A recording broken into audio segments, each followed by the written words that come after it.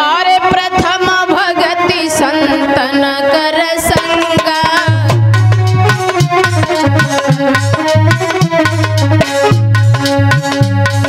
प्रथम भगति संतन कर संगा, तू शरीर अति मम कथा प्रसंगा।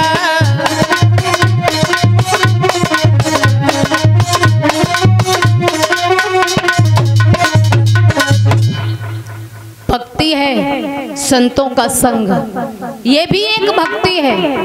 कथा सुनना ये भी एक भक्ति है। भगवान कहते हैं कि जो मेरी कथा को तन मन धन से सुनता है उसका कल्याण हो जाता है। लेकिन एक बात और बता दें, सुनना, सुन के उस पर मनन करना, फिर उस रास्ता पर चलना, केवल दवा लाने से और दवा अलमारी में रखने से, सुबह शाम देखने से बीमारी नहीं कटेगी, दवा खानी पड़ेगी समय से। ऐसे ही ये दवा है, इसको हम सुनने के बाद उस पर मनन करेंगे, फिर उस रास्ता पर चलेंगे, तब मेरा कल्याण होगा। महाराज परीक्षित को श्री सुखदेव जी कथा सुनाने लगे और कहने लगे, महाराज ध्यान रखना, किसी भी प्रकार की शंका पैदा मत करना। देखिए, एक दिन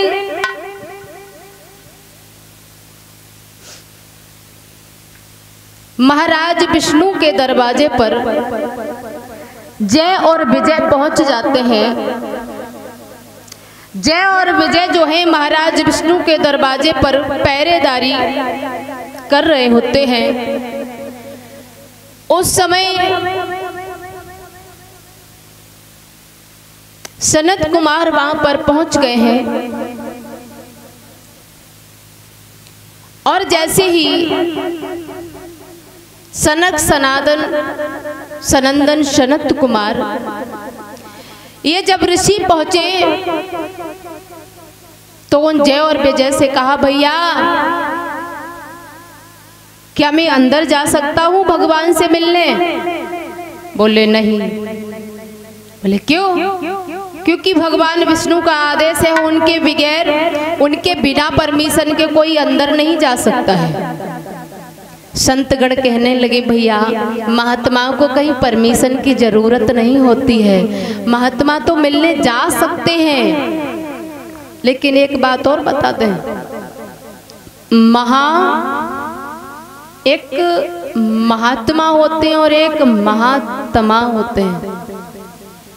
एक महात्मा वो होते हैं जिनकी महान आत्मा होती है, जो परोपकारी होते हैं। और एक महात्माओं की क्वालिटी होती है जो महात्मा होते हैं, घर से परेशान हो जाते हैं। क्षमा करना अगर संतगण बैठे हैं, ये मैं नहीं कहती हूँ, ये श्रीमद्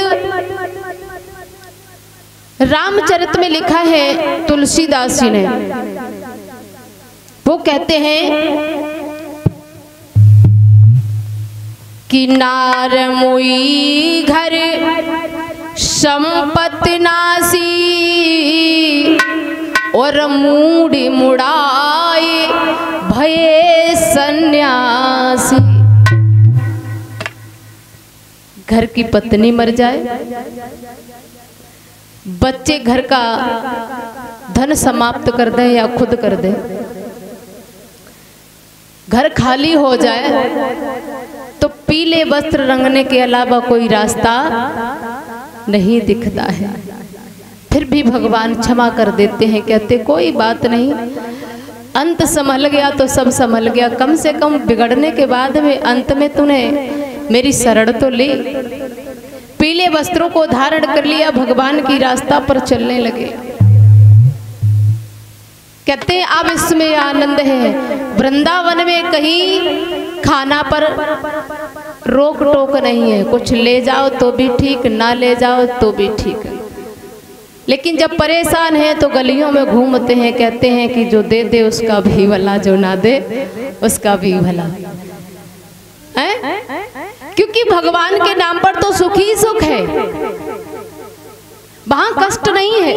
वो राम नाम रूपी मानो एक मिश्री की डेली है, वो किसी भी साइड से हम खाएंगे उसका स्वाद मीठा ही रहेगा। महाराज संतगण कहने लगे कि हे पार्षद मुझे अंदर जाने दो, मुझे भगवान के दर्शन करने हैं। तो जय और विजय कहने लगे, ए महात्माओं, जब मैंने कह दिया है ना कि भगवान का आदेश नहीं है, कोई भी अंदर नहीं जा सकता है। उन ऋषियों को क्रोध आ गया और गुस्से में कहने लगे हैं वो, बोले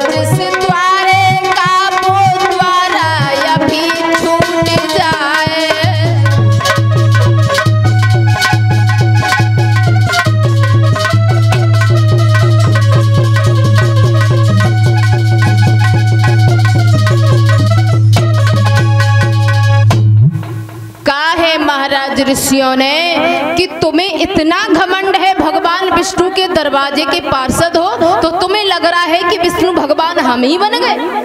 अरे तुमने ये नहीं देखा कि ये संतगण है, संतों का अपमान करना ये तुम्हारे लिए ठीक नहीं है। मैं तुम्हें श्राप देता हूँ कि जाओ, एक नहीं दो नहीं 3 जन्म तक तुम मृत्यु लोक में राक्षस बन के रहोगे।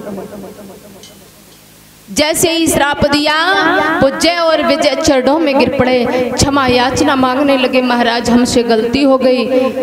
इंसान झुकता कब है? जब अपनी गलती में फंस जाता है, और जब तक फंसता नहीं है तो बुद्धि से काम नहीं लेता है। लेकिन एक बात याद रखना, अपनी बात से निकल जाना, समाज में अपनी बात से निकल जाना ये सबसे बड़ी जीवन की जीत होती है, और अपनी बात में हार जाना ये सबसे बड़ी समाज में हार होती है इंसान के लिए। जब फंस गए तो क्षमा याचना मांगने लगे। संतगण तो बड़े परोपकारी होते हैं, कह दिया चिंता मत करो। अब तो भगवान भी इन शब्दों को नहीं पलट सकता है, क्योंकि भगवान कहते हैं कि मोर वचन चाहे पर जाए फीका, पर संत वचन पत्थर की लीक। संतों के वचन कभी खाली नहीं जा सकते हैं। अब इतना जरूर है, जब आप जन्म लेंगे तो भगवान तुम्हारा उद्धार अवश्य करेंगे। इतना कह करके ऋषिगण वहां से चले गए। कहते हैं इन्होंने 3 जन्म धारण किए हैं, रावण कुंभकर्ण का, शिशुपाल दंतवक्र का और हिरण्याकश्यप का।